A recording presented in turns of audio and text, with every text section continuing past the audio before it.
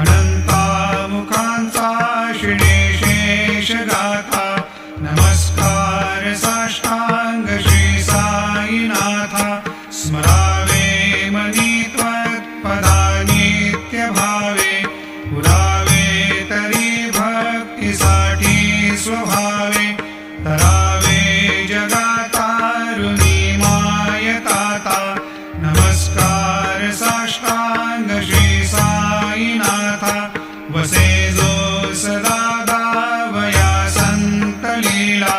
तिसे यज्ञ लोकान परिजो जनाला परियंतरी ज्ञान कैवल्य दाता नमस्कार